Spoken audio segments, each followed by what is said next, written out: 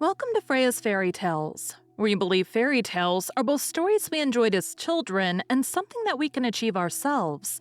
Each week, we will talk to authors about their favorite fairy tales when they were kids, and their adventure to holding their very own fairy tale in their hands. At the end of each episode, we will finish off with a fairy tale or short story read as close to the original author's version as possible. I am your host, Freya Victoria.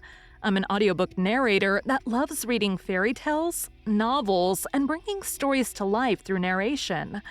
I'm also fascinated by talking to authors and learning about their why and how for creating their stories. We have included all of the links for today's author and our show in the show notes. Be sure to check out our website and sign up for our newsletter for the latest on the podcast. Today is part 2 of 2, where we are talking to Emily Michel about her novels. After today, you will have heard about winning a contest with your first writing, telling yourself stories, taking 7 years to get your first book to a publishable state, joining groups to help hone your craft, learning as you go what works for you to get your books published and promoted, figuring out that plotting doesn't work for your creative process, and using your books and editing to help calm your brain. A Memory of Wings. An Angels and Demons Paranormal Romance. Memory Duology Book 1. How far will Hell's top assassin go to save the angel he was sent to kill? Demon hitman Shax craves freedom. Stuck on Earth and bedeviled by his past sins, he drowns the urge to finish his last job with drugs and sex. Unable to ignore the impulse any longer, Shax stalks his target, and in a split second that will change everything, chooses to spare her life. Fearless guardian angel Keone hates demons, but when an age-old enemy protects her from an explosion that kills her friend, she makes a deal with her devil to hunt down the murderer. Keone begins to question everything she once knew to be true about good and evil. Entangled in the events that sealed the gates to heaven and hell, Shax is torn between saving his own skin and his forbidden love for this angel. And while they discover pieces of a puzzle that may reopen the way home, Keone struggles to trust her new partner and fights their growing passion. Will this unholy alliance tear the universe apart? A Redemption of Wings. An Enemies to Lovers Paranormal Romance. Memory Duology Book 2. Warrior Angel. Demon Assassin. Will she brave the depths of hell to save him? Guardian Angel Keone feels powerless. She's lost everything she ever knew and now is trapped in purgatory with the one being she trusts. The demon sent to kill her but saved her instead. As they search for a way to escape the wretched souls and gloomy monotony of limbo, her desire for the assassin grows to maddening heights. Shax knows one thing. He loves Keone. He didn't dare hope she would return his feelings, but when their budding relationship takes a passionate turn, he breaks free from an eternity of torment. Finally changing after all this time, Shax vows to become worthy of her. Keone can no longer deny her heart, but if she rebuilds the gates to heaven and hell to save the fabric of the cosmos, she will doom her lover to fiery damnation. And though Shax is willing to sacrifice his freedom, his life, even his immortal soul, he fears the powerful forces arrayed against them will be his beloved's ruin. Can they save all of creation without losing each other? So what do you think has been the best piece of advice you've received and the worst piece of advice you've received? Let's see. The best piece of advice for me was to try out NaNoWriMo because that really works for how I do that first draft. It helps me a lot to just get it out as quickly as possible and then go Mm-hmm. back and fix it later. Right. Um, Worst piece of advice. Oh goodness. I'm trying to think. I've tried a lot. I mean, anybody who suggests you sit down and outline, extensively before you start writing, it's just not going to work for how I It process does. story. Yeah, it doesn't And work for and if it everybody. works if it works for people, it's great. That's Mhm. wonderful. I am so happy for them that they found a process that works for them.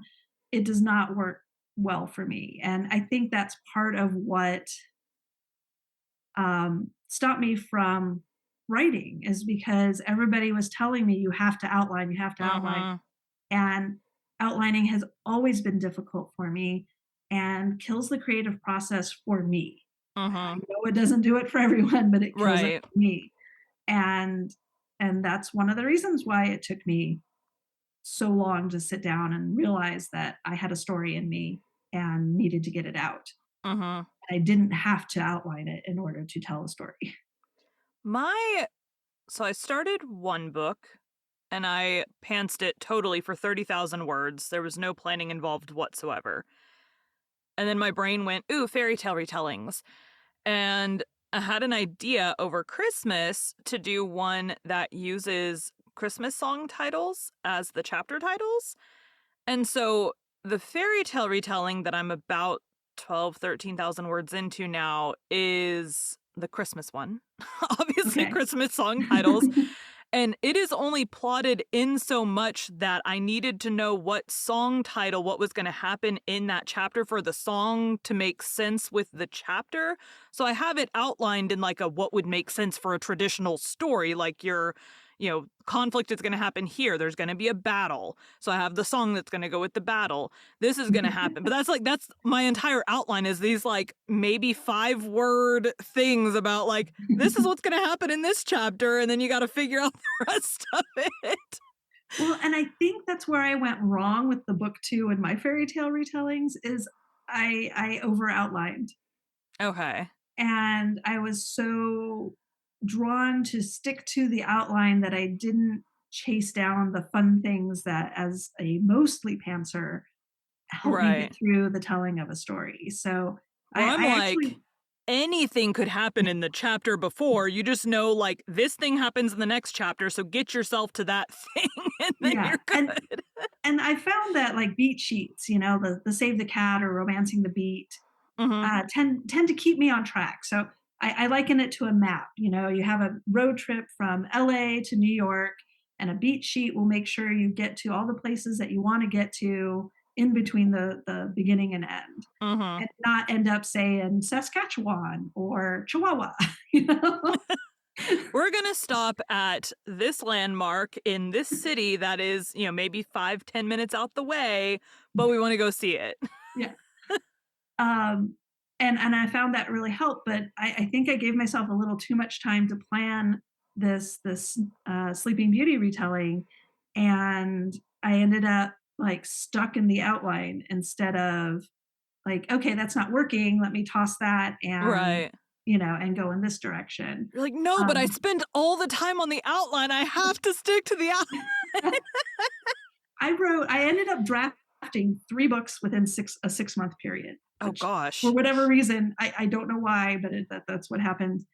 And that Sleeping Beauty book, I think I over outlined. The Cinderella retelling I had was about right. I gave myself 7 days to outline it. I drafted it in NaNoWriMo in about 28 days, I think 27, 28 days. So Mhm. and then the Santa story, zero planning. It just was this idea churning around in my head. I sat down, I started writing it. Now, as I write, I come up with ideas and I'll leave myself notes like, "Oh, this Mhm. is this is what happens in the next chapter," or Right. "This has to happen, around, the 2/3 mark," or whatever. But Mhm. as far as like sitting down and like coming up with character sheets and beat sheets, none of that. I just sat down and started writing, and it's the easiest book I've ever written. So So my husband also writes and he puts way more he has character sheets for each of his characters because his is like there's superheroes involved and so he's got like what superpowers do they have and like what does their costume look like and like things like that he right. has so that he can reference it makes sense for his story. Me, I'm like writing along and I'll be like Callie is sitting, like, getting ready for her day. She has to pull her blonde hair up in a ponytail, copy and paste blonde hair into the spreadsheet of the character details so I remember she has blonde hair later. Like, that's my character sheets is as I'm writing it. It works for everyone, but then while he's writing, he has no outline while he's writing, but then he'll have a scene pop in his head, so he'll do chapter question mark, write the scene that's stuck in his head, Yeah. and then he goes in and fills in as he gets there. So, like, kind of like he has it in his head and it won't go away, so he has to write that scene just to, like, be able to function and write the rest of the book. Yes. But, like, he doesn't know where that's gonna fit into the book until he gets there. So I'm like, "Yeah, that makes sense." Or me, I'm, like, following my plan of song chapters, but my planning session was basically me just listening through the band I knew who had done the most Christmas songs ever was Pentatonics, because Right. every year they release a new Christmas album. And so I put all of their albums into a playlist on Apple Music, and I just listened straight through all the songs, and, like, some of them it would be like, "Oh, that song wouldn't make sense for this book at all, throw it out, we can't use that one."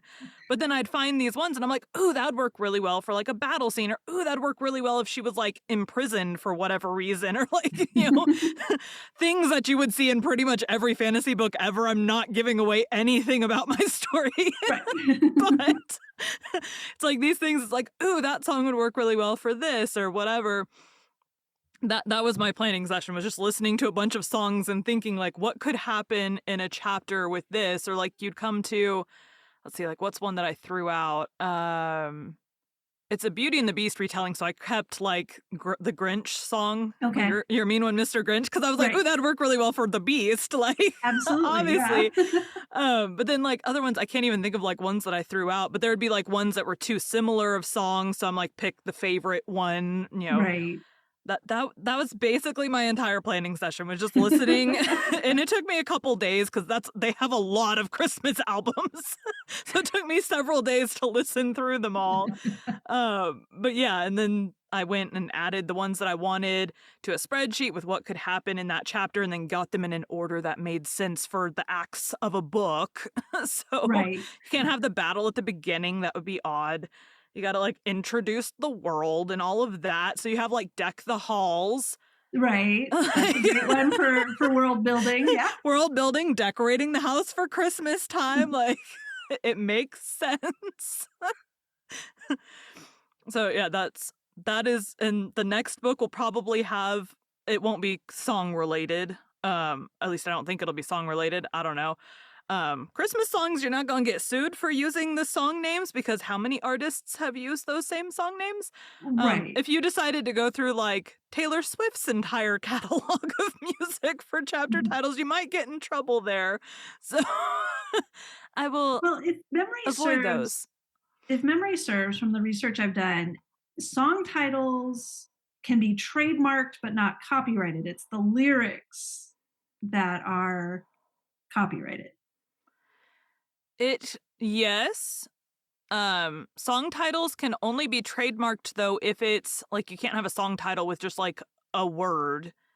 And Right, like but, she like has the ones that are like the age that she was. Like right. I can't even think of Yeah, the yeah, you can't. you can't do like I have for one of my podcasts, not this one. I trademarked the name, which is Bite at a Time Books, and the trademark office was very specific. Like I don't own books; that is not mine. I own books in the context of Bite at a Time Books, like that Right. grouping of words. I own, or I'm in the process Like of them reviewing my application to own, but they were yeah, very like specific the about. woman the author who a few years ago tried to trademark cocky. Yeah, no. Yeah, yeah, you But can't. then It's there's just like, a word. let me think. What's her face who owns the oak? Oh, Her. yeah, yeah, yeah. That's hot. Taylor Swift owns like a bajillion trademarks. Like she Right. owns a lot. Some of the Beatles titles are copyrighted. Like Yellow Submarine. Yeah, You can't use that. Yeah, so or like ones that are trademark, yeah. so recognizable, but there's a lot of like think how many books have the same names. Oh, yeah. So it's I just saw a insane.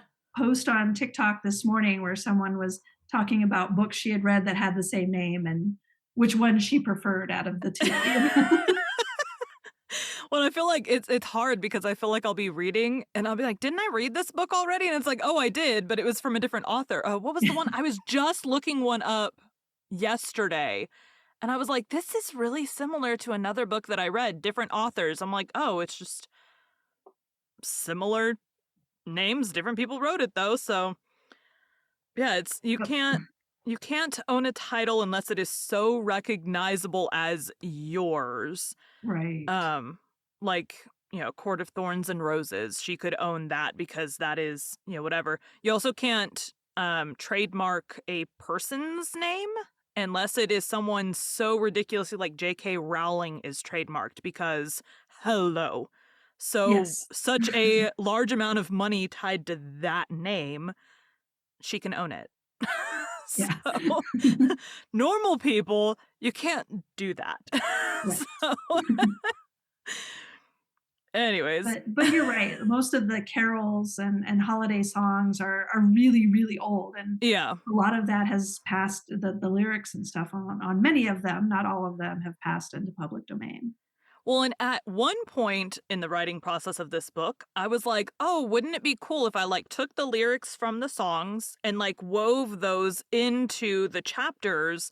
Well, then I ran into trying to weave those into the chapters. I was like, "That sounds really hard. We're just going to go," and then some of the songs that would have been the cooler ones are not public domain. Right, So I'm like, I can get away with the theme of the song right. because you can't trademark a theme, Nope. but cannot get away with just like straight up using, because if anyone I could get away with it, but if anyone ever found out that that's what I had done, that's when I would get in trouble. Right. So I stopped doing that because also my brain was like, how do we work all these phrases in? So there may be the occasional like one of the songs on one of the albums is like, I just called to say I love you. How many books have that line in them?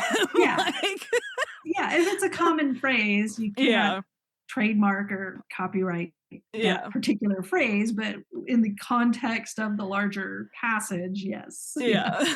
I'm like, Yeah. it would make sense in a romance fantasy book for someone to call and say that. Yes. I should say mine is it's half fantasy, half contemporary, like it bridges the two worlds. So like Contemporary fantasy, that's what I am writing for my holiday book as well. So, so contemporary fantasy I thought was more no, it's urban fantasy. I'm yeah. thinking where it takes place in our world, but it's like fantasy creatures. Right. Um Well, that's what contemporary fantasy means, that it is set in our world, but it has fantastical or magical element. no, mine is legitimately half the chapters are in our world and half are in a fantasy Ah, world. okay. So it is both. It'll make sense whenever I finish it and it comes out. Now, in the original Beauty and the Beast, like the one that was written in French and like all of that, she is at the Beast's castle, right?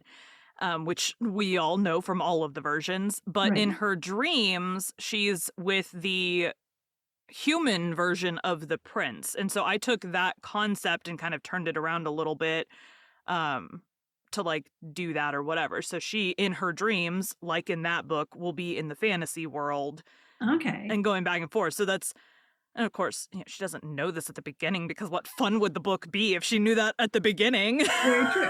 There's got to be the discovery part of everything. Book 2 she'll know what's going on, kind of. All right. So what is I don't know, tell me something weird about you that your readers may not know. Oh goodness. Weird. I don't know what's weird about me. I mean, I personally think I am just weird. Um, s What are things that you do that normal people don't? tell myself stories at bedtime and think it's normal. Fair. And I not feel realize like, that that makes me, at least neurodivergent, if not a writer. So you know, I always kind of knew that my brain worked differently, and probably, I don't know, mid-20s, I started finally saying, like, "Well, I don't know how other people's brains work, but this is, like, what mine is doing or whatever." And it wasn't until I narrated a book on autism, like high-functioning autism, that I was like, that might be it." Diagnosed? No. Do I care to spend the money to get diagnosed? Also, no. But I'm like, the awkward things that I do, I'm like, that would kind of explain a lot. I don't know, but the one thing that I know for sure about me is reading and narrating calms my brain. Like the it's not chaotic up there when I'm reading or narrating. And S- that's how I feel with writing and editing, is that it's the words make sense. The words help me focus on other things somehow, like, process the emotions and build this image in my head that is lovely, and calming and feels productive instead of bouncing off the walls. So Mhm. Worrying about so in the last couple weeks, you were not one of the ones that had to be rescheduled, but last week I was supposed to have 2 author interviews that I had to reschedule because I had water leaking from outside of my house into my house walls. And so last weekend I had to reschedule the interviews because I needed to make sure my sheetrock wasn't wet, and I insanely decided to fix it myself. So so I spent last let's see, Friday I took a keyhole saw to my sheetrock inside my house and cut large holes in the walls to try to find where the water's coming from. Saturday, I spent most of the day spraying a hose at the brick on the outside with my daughter watching inside to see when water started dripping inside. And then I basically ended up coating all of my mortar between my bricks in concrete to seal the massive cracks that were leaking the water into my house. But then my brain, we get that fixed on Saturday. On Sunday, we move this nice booth in here into the office, which the wall to my right here, it butts up to the wall we fixed. okay. And my brain all week long has been like, but what if we didn't fix it? Yeah. What if? And then I find out because I'm like, I smell wet sheetrock again. Of course, we can always move this booth around if we need to, but my brain is like, you smell wet sheetrock. Did it rain that day? No. No, it did not rain that day. How did the sheetrock get wet if it didn't rain? Not possible. So then I'm like Googling like phantom smells. Apparently, anxiety can cause you to imagine smells. I'm Yeah, like, that makes sense. do we need to pile any more problems on my head? Yeah.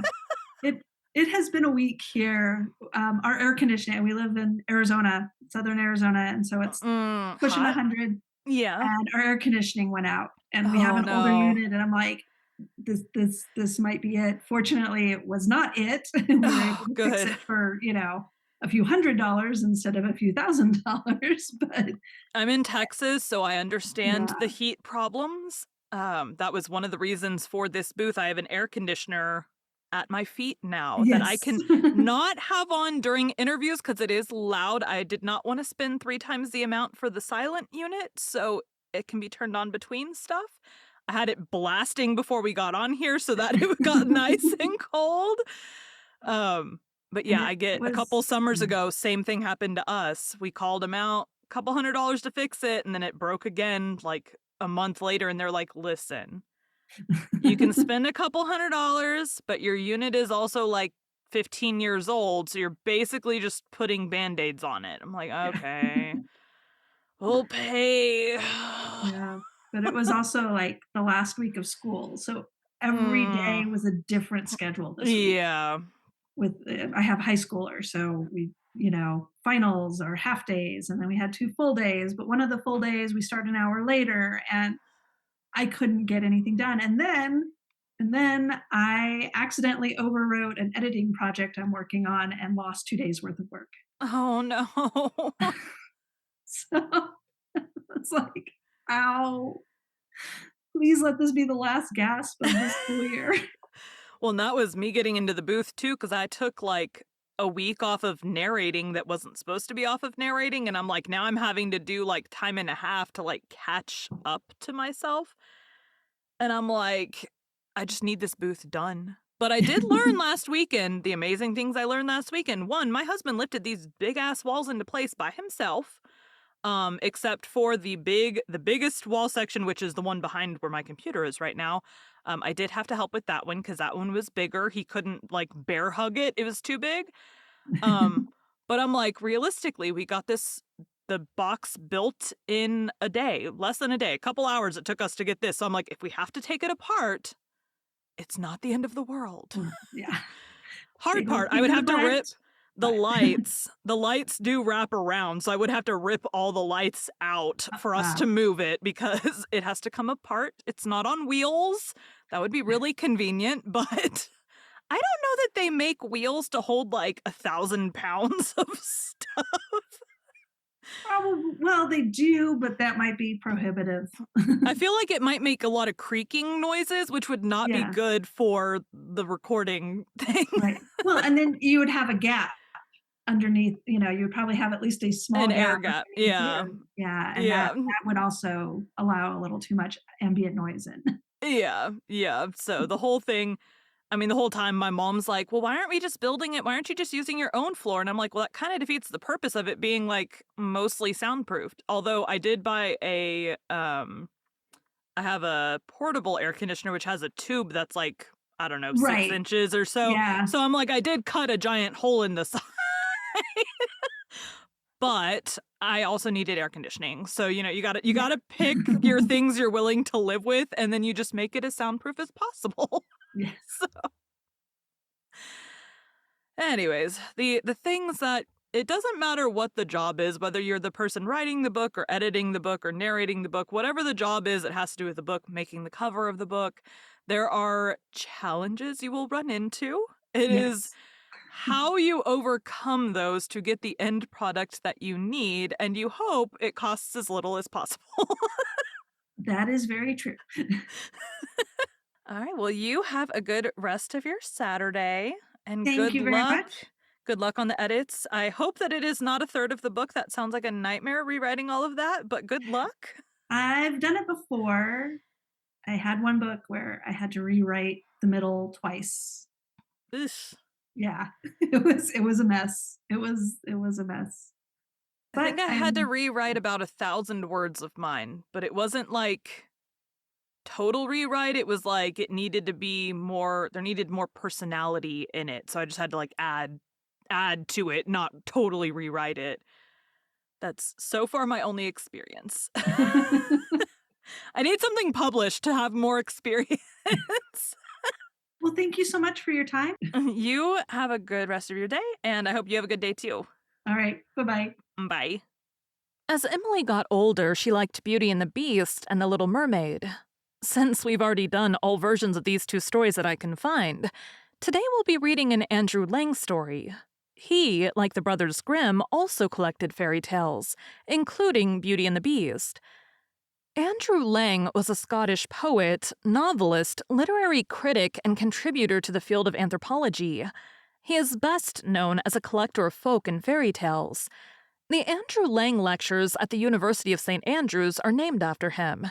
Today we'll be reading Prince Hyacinth and the Dear Little Princess. Don't forget, we're reading Les Morts d'Arthur, the story of King Arthur and of his noble knights of the Round Table on our Patreon. You can find the link in the show notes. Prince Hyacinth and the Dear Little Princess. Once upon a time, there lived a king who was deeply in love with a princess. But she could not marry anyone because she was under an enchantment. So the king set out to seek a fairy and ask what he could do to win the princess's love. The fairy said to him, "You know that the princess has a great cat which she is very fond of. Whoever is clever enough to tread on that cat's tail is the man she is destined to marry." The king said to himself that this would not be very difficult, and he left the fairy determined to grind the cat's tail to powder rather than not tread on it at all. You may imagine that it was not long before he went to see the princess, and Puss, as usual, marched in before him, arching his back.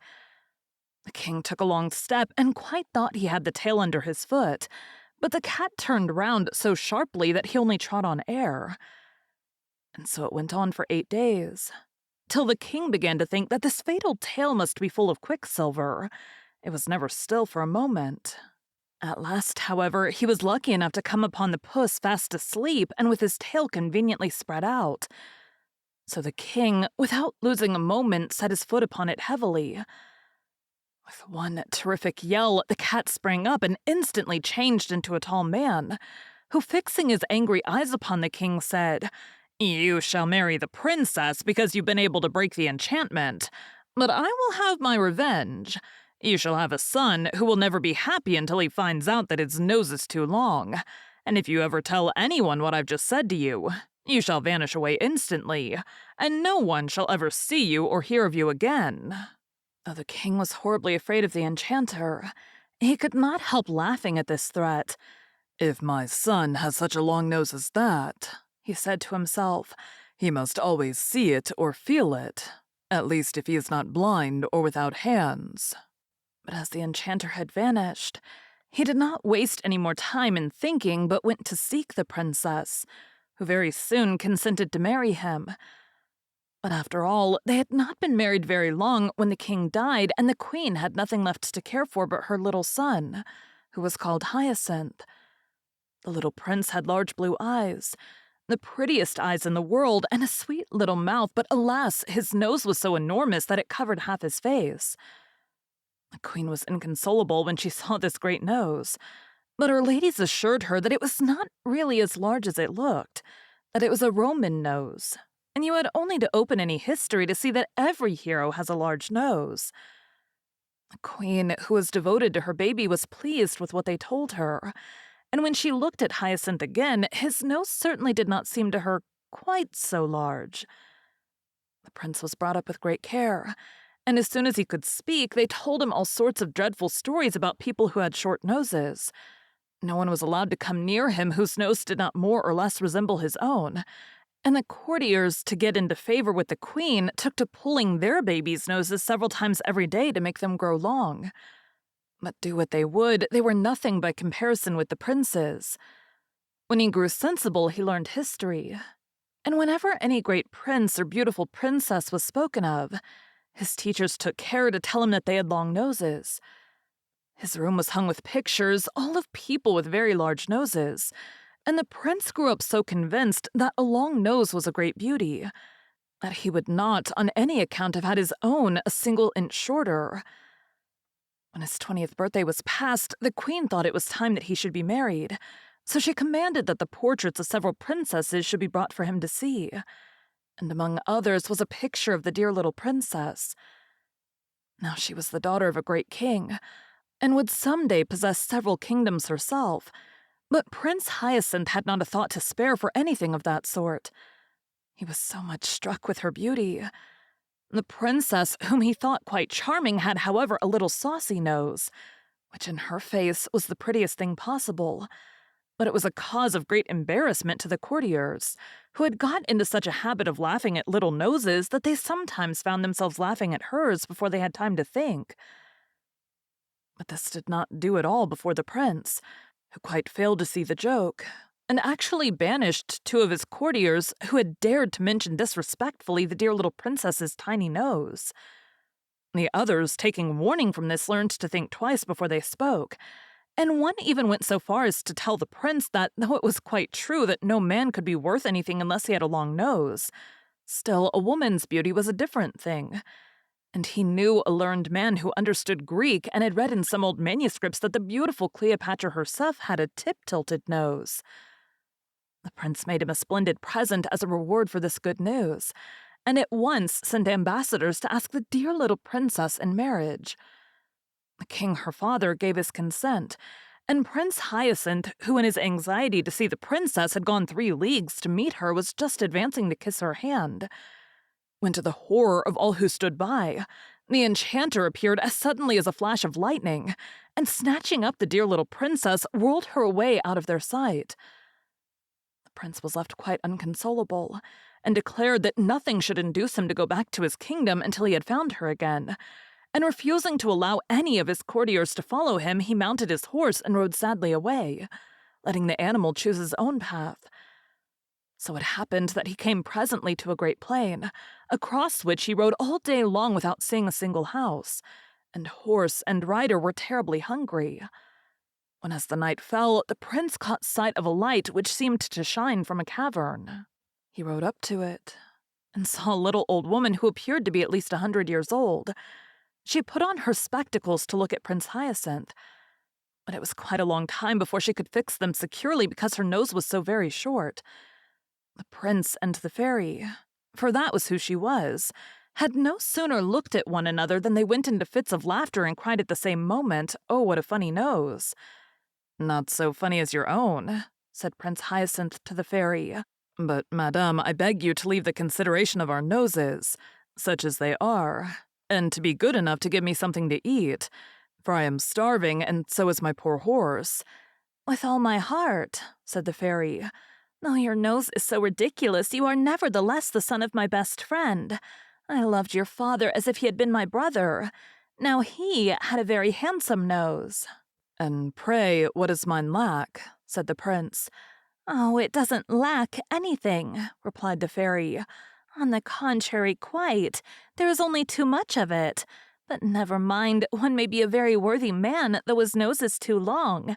I was telling you that I was your father's friend.